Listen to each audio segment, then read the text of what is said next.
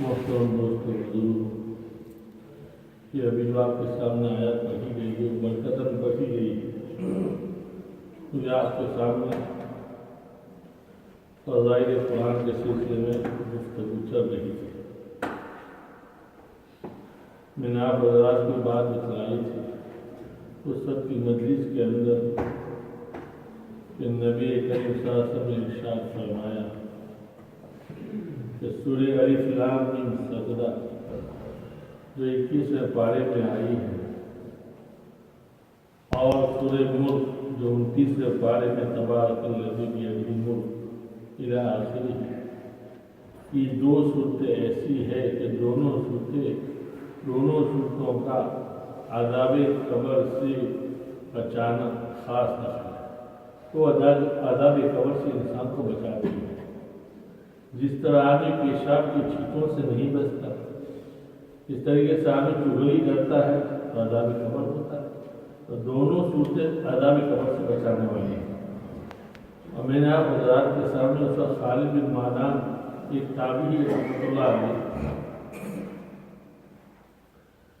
انہوں کا واقعہ میں ذکر فرمایا تھا کہ زمانے میں ایک شخص تھا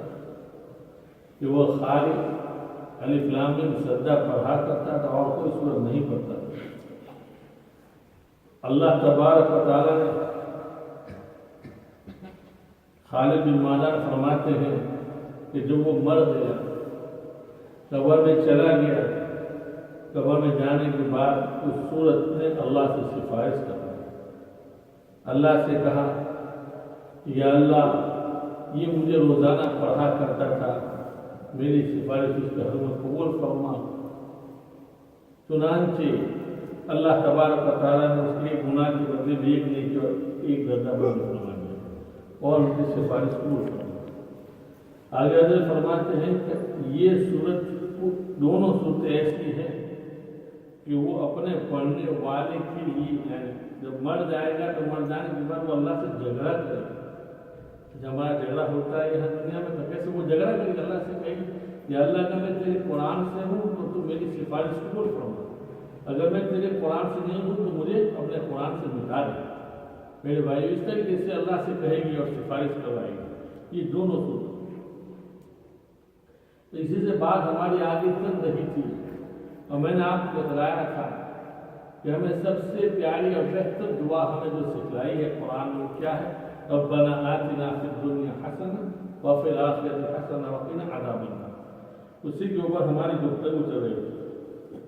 کہ ہماری دنیا بھی بہتر بنا، اس لیے کہ اگر دنیا بہتر ہوگی اور آخرت ہماری اچھی نہیں ہوگی تو بھی ہمارے لیے کوئی فائدہ نہیں ہے، اور اگر ہماری آخرت اچھی ہو اور دنیا اچھی نہ ہو تو اس صورت میں بھی ہمیں نقصان ہے۔ کیوں؟ اس لیے کہ ابو نعیم کی روایت نقل فرمائی ہے کہ بسا اوقات بہت سے مرتبہ ایسا ہوتا ہے کہ دنیا کی فقیری آدمی کو کفر تک لے جاتی ہے۔ اس لیے اللہ کے رسول پاک سے ہم نے کیا دعا سکھلائی؟ ربنا آتنا فی الدنیا حسنہ وفی الآخرۃ حسنہ، دنیا بھی بہتر بنا اور آخرت بھی بہتر بنا۔ اور صحابہ کرام چونکہ میرے بھائیوں ان کے اگر دنیا بہتر نہ ہو تو دنیا کی کوئی پرواہ نہیں، ان کی آخرت بہتر، ان کو ان کا توکل ایسا تھا، ان کا توکل اللہ کے اوپر بھروسہ ایسا تھا کہ وہ اللہ کے اوپر ایسے توکل رکھتے تھے کہ ان کی دنیا اچھی بھی نہ ہو، ان کی دنیا خراب ہی ہو، لیکن کیونکہ ان کا توکل اللہ پر۔ مصعب بن عمیر ہزاروں صحابہ کرام کے پاس، مصعب بن عمیر مالدار صحابی، جوانی میں اپنے ہجرت فرمائی اللہ کے رسول پاس جوانی کے اندر، لیکن جب شہید ہوئے جب ہم محبت پہاڑ کو دیکھنے کے لیے جاتے ہو تو وہاں کہتا حضرت حمزہ رضی اللہ تعالیٰ مصعب بن عمیر کی خبر، تو مصعب بن عمیر جب شہید ہوئے میرے بھائیوں ان کا سر دابتے تھے تو پاؤں کھل جاتا، پاؤں دابتے تو سر کھل جاتا۔ میرے بعد پیسہ نہیں، اندازہ لگاؤ کفن کا یہ حالت، ظلم کا ان کا ایمان ایسا تھا، اور ہمارے ایمان چونکہ ایسا نہیں ہے اس لیے اللہ کے رسول ہمیں کیا دعا سکھلائی؟ دنیا بھی اور آخرت بھی ہماری بہتر بنائی۔ اب اس لیے میں نے آپ کو بتلایا تھا کہ امام غزالی رحمۃ اللہ علیہ کا امام غزالی رحمۃ اللہ علیہ کے پاس کوئی شخص آیا، فرمایا حضرت میری شادی نہیں ہوئی، مجھے میرے لیے کوئی دعا بتا دیجیے۔ تو امام غزالی میرے بھائی، ہم پہچانتے کہاں ہیں ان بزرگان دین کو، کہاں پہچانتے، ان تابعین کو کہاں پہچانتے ہیں، ان کا مقام کتنا اونچا ہے۔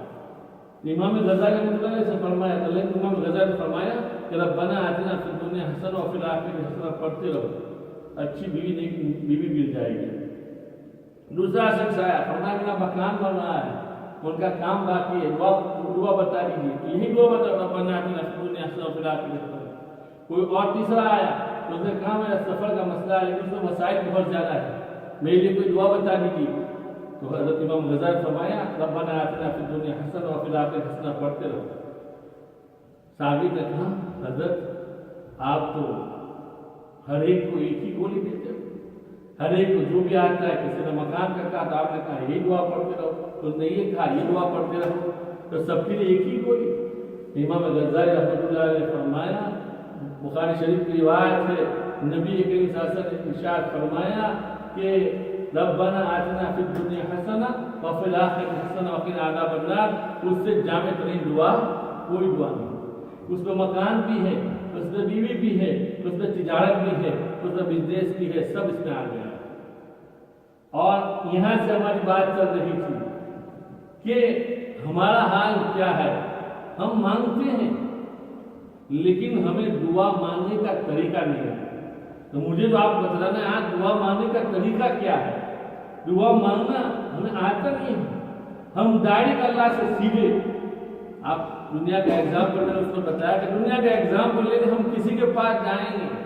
ہمارا کوئی مسئلہ ہوگا، کوئی ہمارا کسی سے کام ہوگا، تو ہم ان کو آسمان پہ چلا دیں گے، اتنی تعریف کریں گے، آپ تو ایسے، آپ کا گناہ ہے، آپ کا ایک پہلا نمبر ہے، آپ کا دوسرا، یعنی اتنا آپ ان کو چلا دیں گے، آپ کا مقام ایسا ہے، آپ کا یہ ہے، آپ کا یہ ہے، آپ کا یہ ہے، پھر اپنی ضرورت کے سامنے پیش کریں گے، مجھے میری یہ ضرورت کے لیے آیا ہے۔ میرے بھائیوں، یہاں بھی حدیث میں آتا ہے ان اللہ تبارک و تعالی یحب الحمد، اللہ کو تعریف بہت پسند ہے، اللہ کی بھی تعریف کرو اور تعریف کر کے اللہ سے مانگو، اور تعریفی کلمات قرآن کریم میں ہیں، الحمدللہ رب العالمین، الحمدللہ الذی انزل علی عبدہ الکتاب، سورہ کہف کی ابتدائی آیت، الحمدللہ وفقنا لما تحب وترضى۔ اور اگر کسی کو نہیں آتا میرے بھائی، اپنی زبان میں مانگے، اپنی زبان میں مانگے، او میرے رب، او میرے مالک، او میری ذات کے مالک، او میرے بال بچوں کے مالک، او آسمان کے مالک، او زمین کے مالک، او پیغمبروں کے مالک، او رسول کے مالک، میرے بھائیو، یا رزاق، او رزاق، یا ذو القوة المتین، یا فعال لما یرید، یعنی سب تعریفی کلمات ہیں۔ اور پھر یہ تعریف کرنے کے بعد اللہ کے سامنے اپنی عاجزی پیش کرنی۔ اب تعریف اللہ کی کرنی، اس لیے تو اللہ کے رسول میں کیا فرمایا، الحمدللہ رب العالمین، حمیدنی اپنی، میرے بندے نے، میرے فرشتوں میں اللہ ذکر فرماتے ہیں، میرے بندے نے میری تعریف فرمائی۔ تو پہلے تعریفی کلمات، پھر عاجزانہ تواضع کے ساتھ اپنی عاجزی کو اظہار کرے اللہ کے سامنے، اللہ کے سامنے اپنی عاجزی کا اظہار کرے، میرا مقام کیا ہے۔ ہمیں سکھلایا ہے حضرت نوح علیہ السلام کے واقعے میں، سورہ نوح پڑھو پوری، سورہ نوح میں کیا ہے، دعا تو مختصر ہے، دعا کیا مانگی حضرت نوح، وقال نوح رب لا تذر على الارض من الكافرين ديارا انك ان تذرهم يضلوا عبادك ولا يلدوا الا فاجرا كفارا۔ دعا تو خالی اتنی دو آیت میں ہے، اتنی مختصر دعا ہے، لیکن اس سے پہلے آپ پڑھتے چلے آؤ کتنا لمبا، اللہ پہلے اللہ کے سامنے کیسے عاجزی اظہار فرمائی، ربی انی دعوت قومی لیلا ونہارا ولم یزدہم دعائی الا فرارا وانی کلما دعوتہم لتغفر لهم جعلوا اصابعهم فی آذانہم واستغشوا ثیابہم واصروا واستكبروا استکبارا ثم انی دعوتہم جہارا ثم انی اعلنت لهم واسررت لهم اسرارا الی آخر۔ میرے بھائیو، پہلے حضرت نوح علیہ السلام نے اللہ سے فرمایا، یا اللہ میں نے ان کو راتوں میں پکارا، یا اللہ میں نے ان کے دنوں میں پکارا، یا اللہ میں نے ان کو علانیہ پکارا، تنہائی میں پکارا، یا اللہ میں نے لوگوں کے سامنے پکارا، یا اللہ میں نے ہر طرح سے ان کو پکارا، لیکن وہ اپنے کانوں میں جان وصاب، جو اپنے کانوں میں انگلیاں ٹھوک دیتے۔ پھر حضرت علیہ السلام نے فرمایا رب لا تذر فتنة کافر نہیں یا اللہ ان میں سے کسی کو، میں نے ان کو ہر طریقے سے ایمان کی دعوت نہیں مانا، ان میں سے کسی کو نہ چھوڑ۔ یہ سارے کلمات کہنے کے بعد حضرت نوح علیہ السلام سارے کلمات کہے عاجزانہ طور پر، اور پھر بھائی یہاں دنیا میں بھی یہی حال ہے، آپ کسی کے پاس اپنا مسئلہ رکھنے کے لیے جاؤ، آپ ان کو کہو میں بھیک مانگنے والا نہیں ہوں، میں آپ کے سامنے اس لیے آیا ہوں کہ میرا حال یہ ہو گیا ہے، یہ زلزلہ آیا ہے، پریشانی ہے، یہ مصیبت ہے، میں اس سے آپ کے سامنے آیا ہوں، وہ بننے کا دل بھی یعنی بالکل دل پذیر ہو جاتا ہے اور آپ کی ضرورت پوری کرتا ہے۔ تو یہاں بھی اللہ کے سامنے اپنی عاجزی کا اظہار کرو اور پھر اللہ سے مانگو، پھر اللہ سے کہو میرے بھائیو، پھر اپنی ضرورت پیش کرو۔ حضرت مولانا یوسف رحمۃ اللہ علیہ فرماتے ہیں کہ اللہ کی رحمت اترتے ہوئے نظر آئے گی،